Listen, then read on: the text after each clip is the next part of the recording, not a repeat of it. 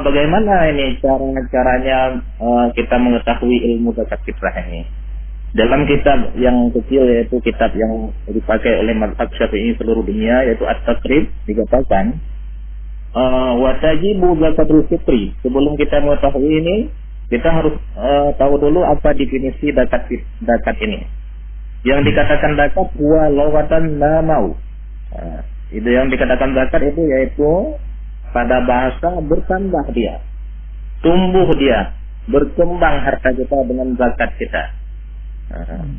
Kalau secara istilah syara yang dikatakan zakat ini ismu limalin maksusin yu'khadhu min malin maksusin ala wajhi maksusin yusrafu li ta'ifin maksusatin.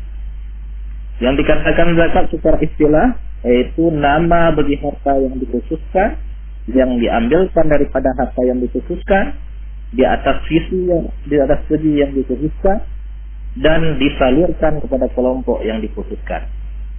Sedangkan zakat fitrah sendiri, zakat ini kan ada dua pembagian.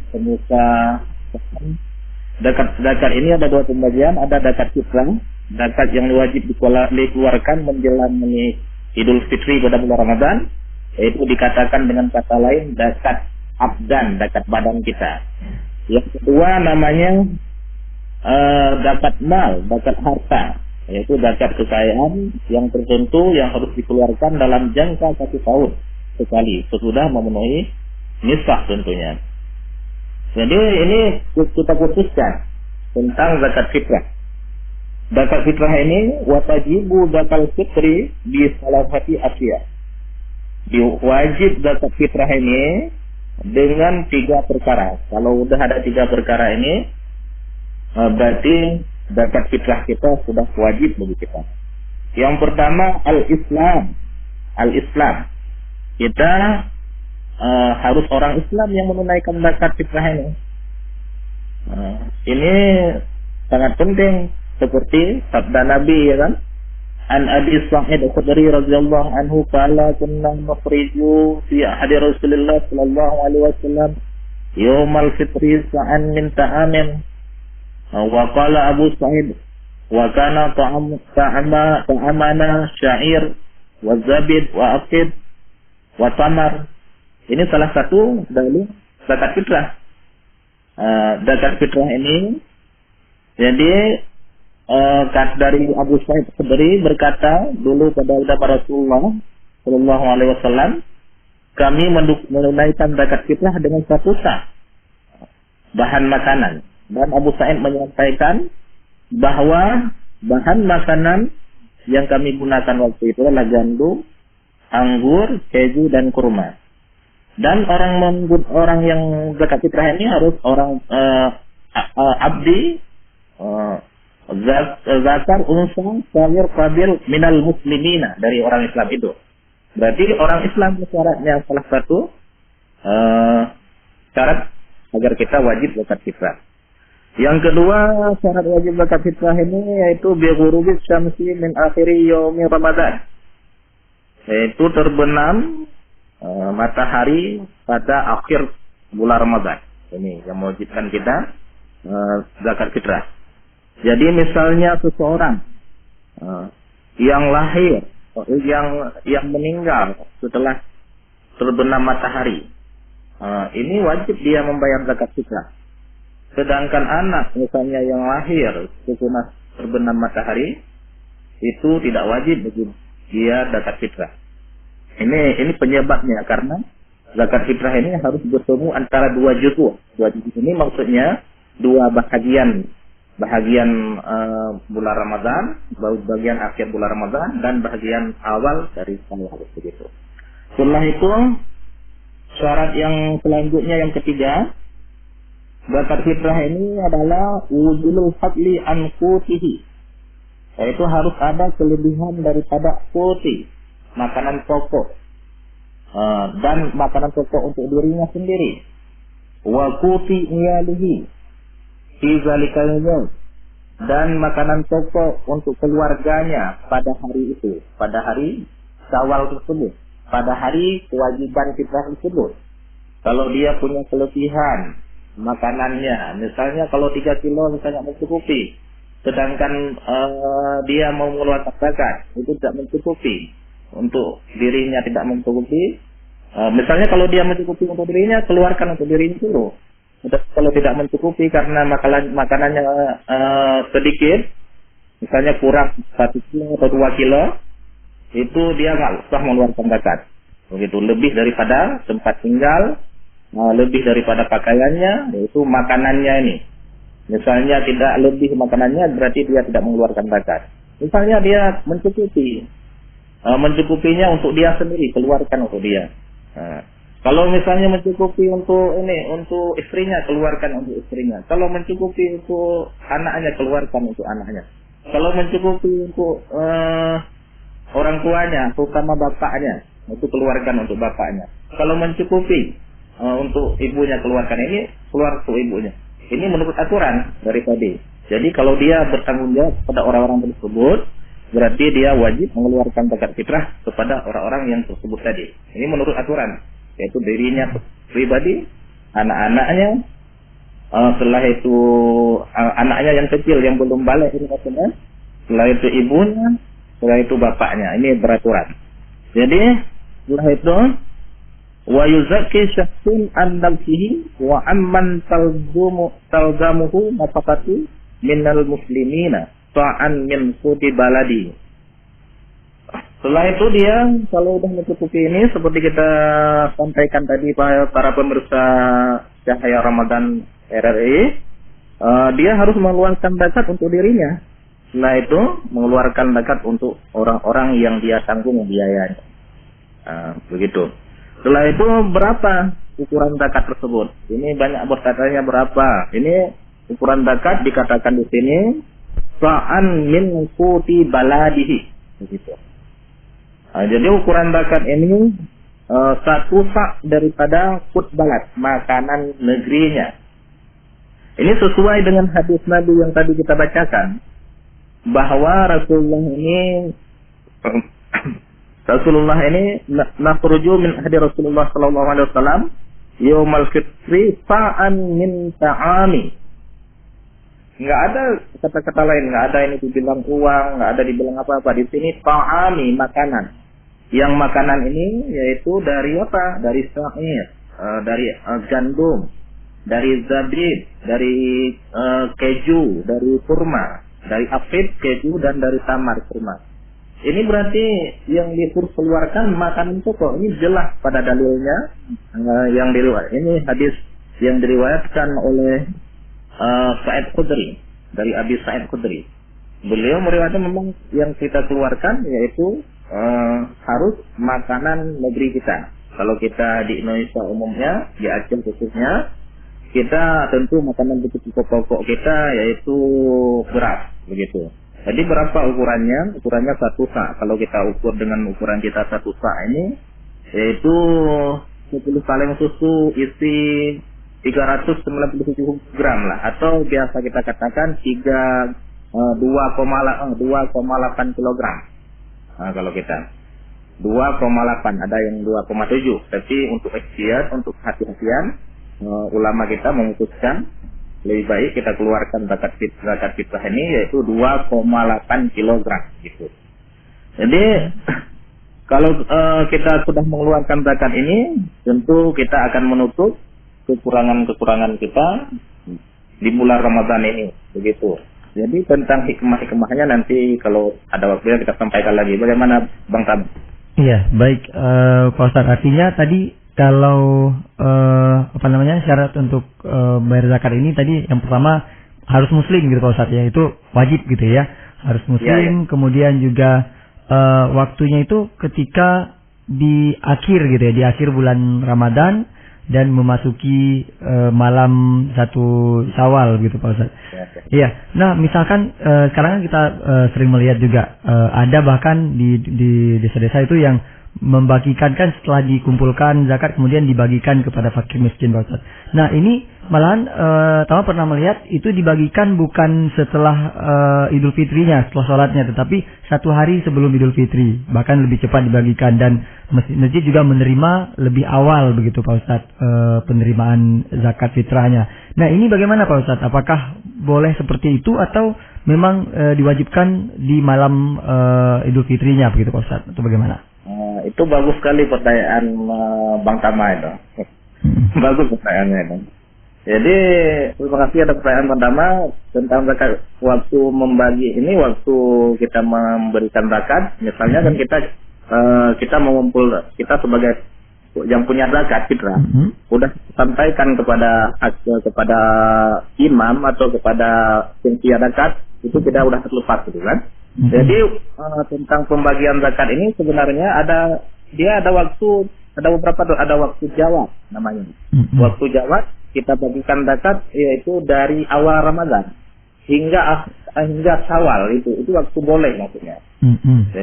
Jadi waktu boleh. Ada waktu wajib. Waktu wajib yaitu waktu terbenamnya matahari, terbenamnya matahari terakhir Ramadan. Ada waktu waktu afdal, lebih bagus setelah subuhnya kita bulan Syawal ini, setelah kita salat subuh langsung bayar zakat sebelum imam naik untuk berkhutbah begitu. Dan yang terakhir yang selanjutnya waktu makruh yaitu setelah salat Idul Fitri. Ada waktu haram setelah terbenamnya matahari Syawal. Jadi boleh begitu. Atau begitu yang kita pegang tadi awal Ramadan pun belum kita bagikan. Begitu, Bang Tam. Iya, artinya untuk memberi zakat tadi tidak harus di malam Idul Fitrinya, tetapi di bulan Ramadan sendiri sudah boleh gitu untuk membayar zakat itu sendiri begitu Pak Ustaz. Ya, Bang Tam, begitu. Yang lebih afdal kita yaitu kita bagikan setelah subuh, yang lebih afdal, betul. Cuman ini kan untuk kemaslahatan masyarakat. Kadang-kadang sudah sibuk kita penelitian, gitu kan. Penelitian itu cocok itu menurut dibagikan begitu, berarti masih dalam waktunya. Gitu. Iya begitu Pak Ustaz. Baik. Kemudian pertanyaan berikutnya nih Pak Ustaz tentang tadi harus harus yang dikeluarkan zakat itu adalah makanan pokok kita. Kemudian bagikan kayak misalkan satu keluarga begitu, tadi Pak Ustaz menjelaskan bahwa bayarkan dulu zakat diri kita, kemudian orang-orang yang kita tanggung gitu, yang menjadi tanggung jawab kita. Nah misalkan satu keluarga, misalkan kita ada 4 begitu Pak Ustaz, dan kemudian kemampuan kita membayar zakat itu hanya untuk satu orang, misalkan untuk si suami saja seperti itu, kemudian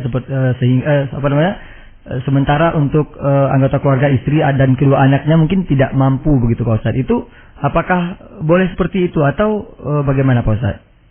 Bagus juga itu Bang Ahmad. Jadi zakat itu kalau kita mampu, salah satu syarat zakat sebenarnya mampu kita kan. Jadi itu menurut aturan kalau misalnya cukup 2,8 untuk diri kita sendiri, keluarkan ke diri kita sendiri dulu. Tidak boleh kita keluarkan langsung untuk istri kita begitu. Kita yang kecil yang masih ada tanggung jawab kepada kita. Jadi mulai ibda bin nafsi, artinya mulailah dari diri kita sendiri. Oh begitu. Iya. Artinya zakat itu pribadi begitu Pak Ustaz ya, bukan per keluarga gitu ya. Individu. Baik Pak Ustaz. Baik Pak Ustaz, sepertinya sudah ada yang bergabung di telepon Pak Ustaz, kita coba angkat dulu Pak Ustaz ya. Baik dari 7571. Baik, assalamualaikum. Assalamualaikum warahmatullahi wabarakatuh. Iya, baik, dengan siapa di mana ini? Dengan Yabid di Krung Sabe. Yabid di Krung Sabe. Baik Yabid, kita di program Cahaya Ramadan pagi ini Yabid. Kita dengan topik zakat fitrah dan narasumber kita ada Abi Fahrul Razi. Ada yang ingin ditanyakan nih Yabid? Iya. Assalamualaikum Ustaz. Ya, halo, assalamualaikum Ustaz. Waalaikumsalam, langsung saja mungkin ke pertanyaannya Yabid. Iya, jadi mengenai masalah memang zakat ini wajib bagi kita orang Islam. Terus memang kalau kita bawa kepada imam atau imam masjid itu sudah hal yang biasa ya kan? Memang wajib di situ. Terus kalau misalnya kita pimpinan PPA misalnya, kita kan ada anak santri ya kan? Terus anak santri tersebut dia membawa fitrah kepada kita, ya? sedangkan wajib fitrah ini ada hak fakir miskin dan sebagainya. Terus apakah fitrah itu bisa kita ambil untuk kita semua atau untuk dibagikan kepada hal yang sama gitu? Terima kasih. Assalamualaikum. Iya, waalaikumsalam warahmatullahi wabarakatuh. Oke, baik Pak Ustaz. Halo. Ya baik Pak Ustaz. Baik, tadi terdengar Pak Ustaz pertanyaan dari penelpon. Tadi ada Yahbit atau Bang Bukhari dari Krung Sabe, Pak Ustaz. Jadi dia mengatakan nggak kedengaran suaranya. Nggak kedengaran ya. Baik, mungkin kurang terhubung. Baik, pertanyaan tadi beliau seperti ini Pak Ustaz. Misalkan seperti di desa, katanya di desa kan itu ada TPA. Setiap TPA itu ada tengku, ada pengajar dari TPA itu sendiri Pak Ustaz. Kemudian kan kalau di desa juga tambah dulu pernah melihat itu murid-murid TPA membawa zakatnya itu ke TPA gitu, menyerahkan kepada pimpinan TPA itu sendiri. Nah, Bang Bukhari tadi bertanya apakah zakat yang dibawakan oleh murid pengajian itu hanya boleh diterima oleh ustadz itu sendiri atau pimpinan TPA itu, atau juga harus diserahkan ke amil zakat di masjid gitu Pak Ustadz? Itu pertanyaan bagus juga. Terima kasih kepada Yahbit ya. Jadi banyak itu kejadian waktu saya kecil pun begitu, ya kan? Waktu ngaji dulu, kita serah zakat fitrah kita kepada tunggu kita ya. Iya. Ini yang kita tengok apakah guru kita ini termasuk fakir atau miskin beliau kan? Kalau beliau ada dalam fakir atau miskin, itu boleh kita serahkan kepada beliau. Dan misalnya beliau ini memang fakir miskin, itu untuk seorang pun boleh kita serahkan zakat fitrah. Ini kita pegang kepada pendapat Ibnu Ujail.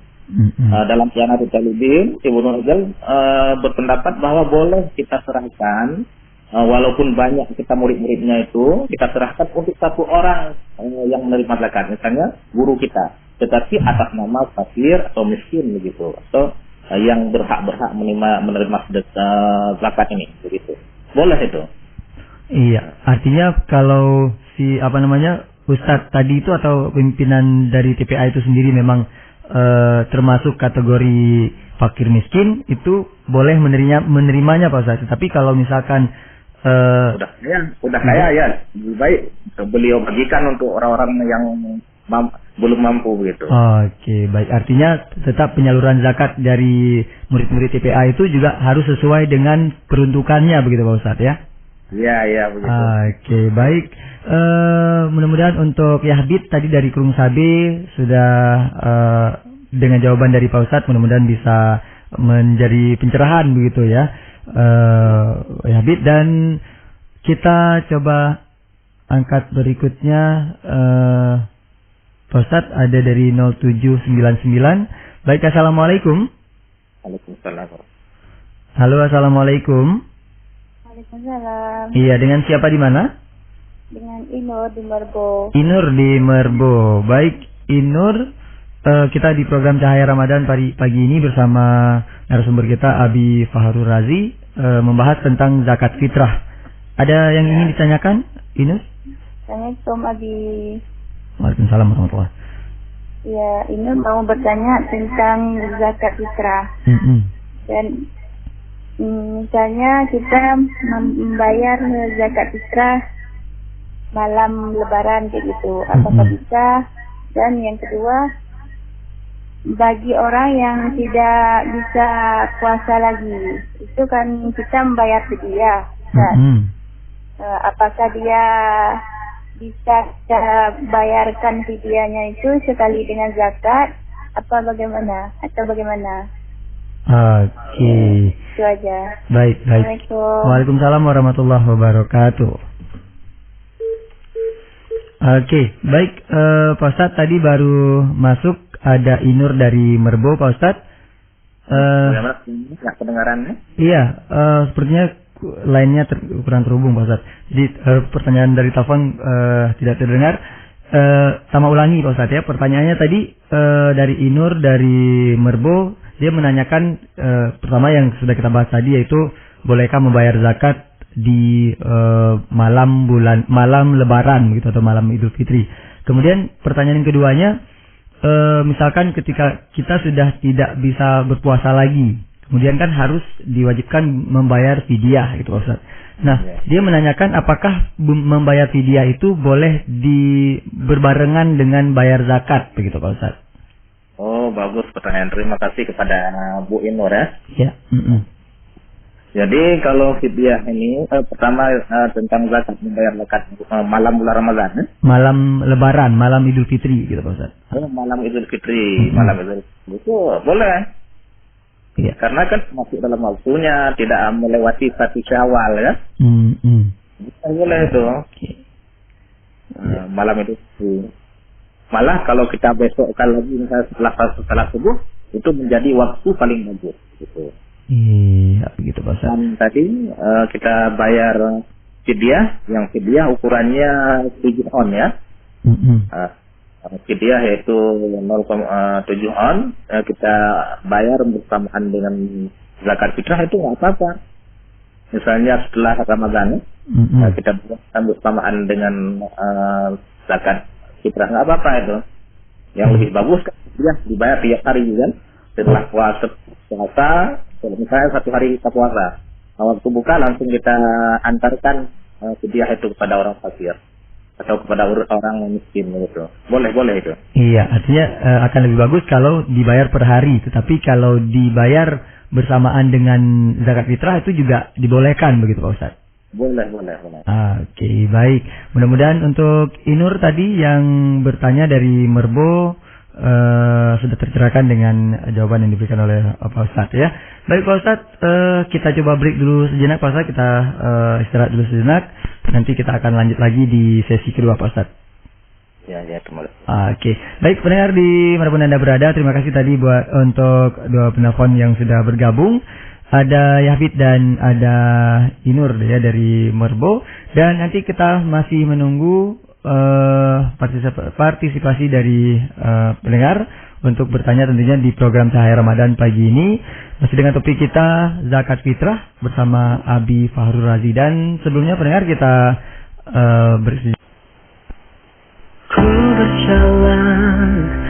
Iya baik pendengar di mana-mana Anda berada, terima kasih masih bersama kami RRI Melabor Radio Tangga Bencana COVID-19 pendengar, dan masih di program Cahaya Ramadan pendengar.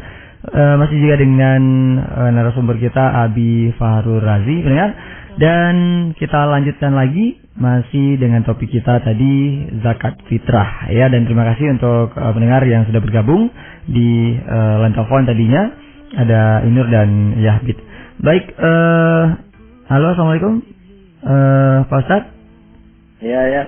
Iya baik Pak Ustadz, kita lanjut di sesi kedua nih Pak Ustadz. Masih dengan beberapa pertanyaan yang menggantung di Tama ingin Tama pertanyakan nih Pak Ustadz. Oke. Ya, memang masalah zakat fitrah ini banyak masalahnya. Iya, banyak yang harus kita jelaskan begitu Pak Ustadz, karena benar seperti Pak Ustadz katakan tadi, ada beberapa pendapat-pendapat yang mungkin perlu kita yakinkan ini yang mana yang betul yang harus kita ikuti begitu Pak Ustadz ya. Baik, ini terkait juga yang juga sering Tama dengar begitu Pak Ustadz tentang tadi pertama yang Pak Ustadz katakan membayar zakat itu harus dengan makanan pokok. Tetapi kan sekarang juga ada kita lihat beberapa di masjid-masjid juga ada yang menerima dalam bentuk uang begitu Pak Ustadz. Nah ini bagaimana Pak Ustadz melihat fenomena ini, artinya walaupun tadi di dalil sudah jelas Pak Ustadz katakan bahwa dikatakan dengan makanan pokok, tetapi ada yang menggunakan uang, ini bagaimana Pak Ustadz? Bagus sekali pertanyaan Bang Tama itu. Ini tentang mengeluarkan uang, kan banyak masalah mengeluarkan uang. Itu sebenarnya kalau mengikut mazhab Hanafi tidak apa-apa, tetapi harus ukuran mazhab Hanafi. Kalau ukuran Hanafi ini boleh mengeluarkan uang dengan ukuran 3,8 kg. Itu ukuran kurma, gandum, anggur kering, syair atau langla begitu. Jadi misalnya kalau kita uangkan sekarang untuk satu orang zakat dengan uang. Yaitu satu kurma dengan 300.000 itu per jiwa. Apa-apa, tapi harus ukuran mazhab Hanafi. Jangan kita tercampur aduk di antara mazhab Syafi'i dengan mazhab Hanafi. Nanti kita di akhirat nggak ada yang tanggung jawab. Iya. Orang kita mencari yang punya. Kita bayar zakat kita 2,7, ukurannya 2,7 beras itu murah itu di mazhab Hanafi tidak ada pendapat bahwa ukuran begitu dikeluarkan zakat, tidak ada, tapi ukuran 3/4 itu. Yang pertama gandum, yang kedua langlah atau syair, yang ketiga kurma, yang keempat anggur begitu. Jadi kita ukur kurma kalau kita ukur kalau itu 300.000, kalau anggur kering 380.000 per jiwa. Jadi itu Bang Tama boleh. Iya. Apa? Artinya malah itu bisa komplit ini kan lebih bagus begitu kalau mau. Iya, artinya kalau misalkan lebih banyak uangnya kan? Iya, artinya Pak Ustadz misalkan kalau menggunakan istilahnya menggunakan bahan pokok, kita menggunakan beras di Aceh begitu ya. Kemudian ketika kalau misalkan diuangkan tidak boleh, kan tadi kalau bahan pokok itu mazhab Syafi'i begitu ya. Ketika diuangkan karena yang di mazhab Hanafi yang menjelaskan tentang boleh menggunakan uang, jadi patokan dari mazhab Hanafi sendiri begitu dengan menggunakan 3 bahan tadi begitu Pak Ustadz ya. Iya, Bang Tamang itu 4 bahan. Oke, artinya harus sesuai dengan satu garis dia gitu ya ketika menggunakan bahan pokok. Iya, artinya tidak boleh dicampur adukan. Baik. Iya. Ini sudah jelas artinya. Bang Tamang nggak ada tanggung jawab. Siapa yang tanggung jawab kita nanti kira-kira? Iya. Artinya itu. Iya, kita harus ikut imam yang akan menanggung jawab kita di akhirat nanti begitu Pak Ustadz ya. Iya Bang Tama begitu. Boleh apa keluarkan uang tapi ukuran mazhab Hanafi. Begitu kayak tadi saya bilang, kalau kurma itu satu sa itu kalau kurma itu satu sa 300.000 begitu. Memang begitu. Iya, baik Ustaz. Bahkan keluarkan per jiwa apalagi orang-orang yang berada kan. Lebih bagus malah kalau misalkan posisi sekarang seperti lagi COVID-19 ini banyak orang yang masih membutuhkan uluran tangan begitu Pak Ustaz ya. Iya, Bang Tamu. Iya. Baik, kemudian ini Pak Ustaz yang terkait zakat juga Pak Ustaz, dan kan sekarang juga banyak kita melihat misalkan seperti tadi pembagian zakat begitu ya. Kalau untuk fakir miskin sudah jelas Pak Ustaz memang itu sudah haknya. Tetapi kita juga pernah melihat itu kayak amil zakat kan keliling membagikan zakat yang sudah dikumpulkan kepada orang-orang fakir miskin. Nah, itu tidak hanya kepada fakir miskin saja yang dibagikan Pak Ustaz. Ada yang dibagikan kepada anak-anak muda, misalkan seperti di tempat saya tinggal itu ada anak-anak kos gitu yang sedang sekolah, kuliah. Itu diberikan gitu Pak Ustaz. Ada yang diberikan kepada mereka-mereka yang sedang menuntut ilmu. Itu apakah ada hukumnya atau seperti apa nih Pak Ustaz? Apakah memang bagus itu pertanyaan Tama, terima kasih. Ini Bang Tama ini. Iya. Jadi tentang misalnya kita kasih kepada santri, mahasiswa atau siapapun anak-anak muda kan, boleh itu. Apakah mereka ada sifat fakirnya, ada sifat miskinnya begitu. Sebab yang dikatakan fakir itu ma laysa lahu malun wa la tasbun halalun laiku biha yafani mauqian min kifatiyatihi wa kifayati mamunihi. Arti fakir ini orang yang tiada harta, tiada usaha yang halal, yang layak baginya, yang bertempat atau yang berposisi usaha atau hartanya tersebut untuk mencukupi dirinya dan keluarganya. Itu definisi fakir dulu. Kalau ada fakir, ada sifat fakir, silahkan ambil apa. Atau dia punya ada sifat miskin sama dia, yaitu kalau miskin definisinya may yaqdaru ala malin aw kasbin halalin la ikin bihi yata'u mawqi'an min kifayati wa kifayati mamunihi wa la yakfi. Yang dikatakan ini yaitu orang yang mampu, ia di atas harta atau usaha yang halal, yang layak, yang usaha dan hartanya posisinya yaitu mencukupi untuk dirinya, keluarganya, untuk keluarganya dan dirinya, tetapi dia tidak mencukupi. Maksudnya ada usaha, ada hartanya, tapi tidak mencukupi. Kalau fakir beda. Kalau fakir orang yang tiada harta, tiada usaha, begitu. Dia ada harta, kalau miskin ada harta, ada usaha, tetapi tidak mencukupi. Kalau dia bermuda itu ada sifat resik, silahkan terima zakat, nggak apa-apa, bentapa. Iya, artinya misalkan begini Pak Ustadz, kan orang anak kuliah begitu ke kota. Kemudian sementara misalkan status ekonomi keluarganya, seorang tuanya itu tidak termasuk fakir atau miskin. Kemudian itu dia tadi kuliah di kota misalkan, kemudian diberikan zakat oleh pihak pembagi zakat di tempat dia berdomisili. Itu bagaimana Pak Ustadz? Itulah kalau misalnya yang kaya orang tuanya, kalau dia fakir terima aja zakat. Oh iya, artinya karena si mahasiswa ini sendiri dia belum punya pekerjaan tetap, belum ada penghasilan dan dia hanya menerima dari orang tuanya, itu boleh begitu Pak Ustadz? Tapi bukan atas nama penuntut ilmu ya, karena nggak ada disebutkan dalam ayat Allah, innamas sadaqatu lil fuqara'i wal masakin wal amili 'alaiha wal mu'allafati qulubihim wa fi riqabi wal gharimina wa fi sabilillah wa ibnis sabil fariidatan min Allah. Nggak ada disebut itu talibil ilmi, ada. Nggak ada. Artinya ada yang harus disalurkan zakat yang pertama kepada fakir, miskin, amil, mu'allaf qulub, yaitu para mu'allaf, yaitu pada budak mukataf, orang berutang, orang pada jalan Allah, berperang pada jalan Allah, ibnis sabil, orang musafir, itu yang disebutkan dalam ayat Allah. Nggak ada talibil ilmi. Iya. Oke, baik. Artinya kalau misalkan seperti tadi anak sekolah atau anak kuliah yang berdomisili di luar tempat orang tuanya atau tidak tinggal bersama orang tuanya, artinya kalau tidak masuk ke kategori Ibnu Sabil tadi, masuk ke kategori dirinya sendiri yang masih fakir, artinya belum punya penghasilan tetap ya, artinya Pak Ustaz. Tidak masuk, bukan masuk. Tidak ada usaha ya, tiada harta, tiada usaha, masih bergantung usaha. Iya. Fakir gitu. Iya, artinya bukan. Banyak kita tengok ini bang, orang misalnya ada yang ngasih zakat untuk santri, itu bukan atas nama santri. Iya, bukan atas nama yang sedang belajar, tetapi posisi si santri sendiri yang memang belum punya pekerjaan, belum punya penghasilan begitu Pak Ustaz ya. Ya, Bang Tama begitu. Oke, baik Pak Ustaz. Ya, baik, terima kasih Pak Ustaz untuk jawaban-jawaban yang sudah diberikan atas pertanyaan-pertanyaan yang dari Tama tadi, dan mungkin kita sudah di penghujung Pak Ustaz. Ada statement dari Pak Ustaz, kesimpulan mungkin dari apa yang sudah kita bahas pagi ini Pak Ustaz.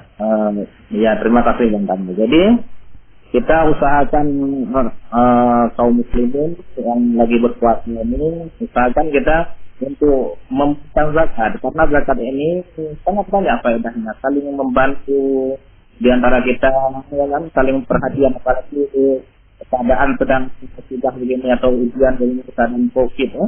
Jadi kita akan keluarkan zakat ini dapat menampal atau menghapus kekurangan yang kita lakukan di dalam puasa kita. Misalnya kita pernah melakukan kesalahan-kesalahan kecil lah, yang membatalkan pahala puasa. Mungkin dengan kita bayar zakat ini dapat puasa kita lancar diterima oleh Allah. Ini kalau kita tidak punya zakat, begitu puasa kita mau payah diterima susah dia. Kalau ada susah bagaimana hati bisa kita telepon. Karena itu usahakan kita membayar zakat, karena zakat ini termasuk melatih kita